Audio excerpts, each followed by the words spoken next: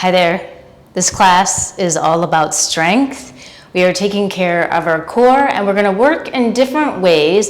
It's all in supine position, but I really want you to feel the engagement of your front, sides, and back. So as soon as your lower back starts to lift, I want you to reset because that's going to make a difference. I don't want you to start to have problems right from the start. So I really want you to get that engagement and stay with your breath. And if you have your hair in a ponytail or a bun, I recommend taking it down like I did. Otherwise, it'll change the position of your neck. So lay on your back. And I just want you to just notice what's going on with your lower back. Can you get your hand underneath your lower back? So if you can, I want you to just play with this. You're going to draw your pubic bone toward your head and then away from your head. And toward your head and away from your head. I'm going to move my hands so you can see. You're going to move the pubic bone toward your head and then away from your head. So you're going from, this is an anterior pelvic tilt where you can get your palm underneath your lower back to a posterior pelvic tilt. Now, you can see that I keep adjusting my shoulders. It's kind of pulling on my shirt. So you want to keep that posterior pelvic tilt. Now, feel your bottom ribs. Take your bottom ribs and draw them in and down toward your hips. Okay? So then you're really bracing your whole trunk, your front, your sides, your back. It's engaged so that when you add more elements to it, you're already starting with a strong foundation. Now bring your arms into a T-shape, bring your right leg up and left leg up. Point the toes. Now it's very easy to have your knees toward your head. You'll feel less and you're going to work less because your hip flexors are part of your core as well. So bring your knees over your hips. You should already feel like it's harder to hold in this position. Okay, keep that plantar flexion and tap the right foot and come up.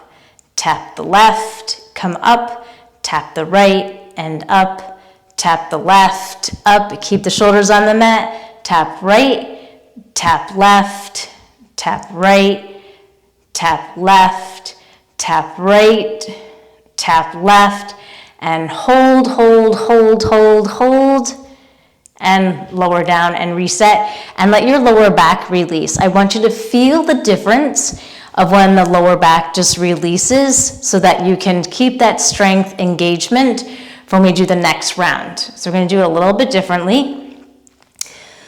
So remember to stay with your breath. So if you're holding your breath, it's actually taking away from your engagement because you would never go for a run or a swim holding your breath. So you're going to breathe laterally into your ribs. So it's actually belly, ribs, and lower back. So it's the whole trunk. It's the whole circumference. So think about it like a cylinder. Okay, arms wide. Go for that posterior pelvic tilt. Okay, draw the right leg up. Draw the left leg up. Okay, and now keep the shoulders on the mat and tap both feet and up. And both feet, keep that plantar flexion and up. Notice if you arch, reset, tap and up, tap and up, and tap and up. Two more, stay with me. Tap and up, and one more. Tap and up, and tap, lower down, and let the lower back release again. Okay, we're going to do one more. We're going to keep this short. We're going to do one more, and that's going to work with the obliques. Okay, so I want you to just think about the same principles, that posterior pelvic tilt, and when we go lateral, I don't want you to go too far. I want you to go to that edge where you feel like it's challenging to hold, but you're not going to fall. You'll see what that means in a moment. Okay, so draw the right leg up, keep the posterior pelvic tilt, left leg up. Squeeze the legs together. Plantar flex. Make sure your knees are not coming toward your head because that's going to change the engagement. And slowly pivot the legs over to the left. Keep that right shoulder on the mat and come back to center. Keep pressing that lower back and over to the right. Keep the left shoulder on the mat. You should be shaking. Come back to center. Make sure your legs are not moving. They're parallel to the floor and over toward the left. And come back, and over toward the right, and come back.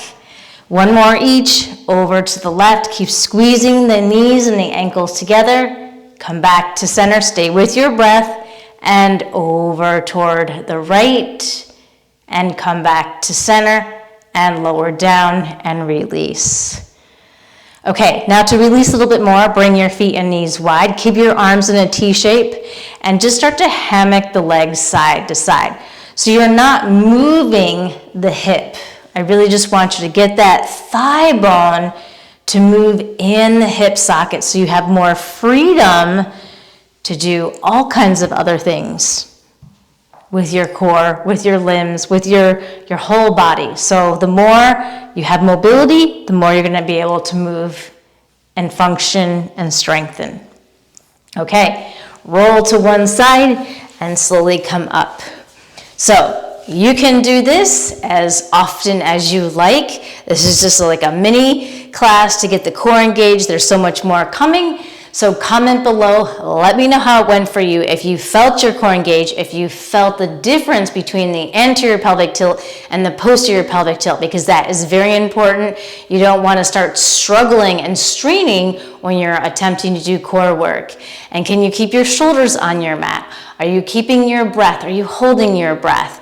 Let me know, comment below, share this, like this, and don't forget to subscribe. I will see you next time.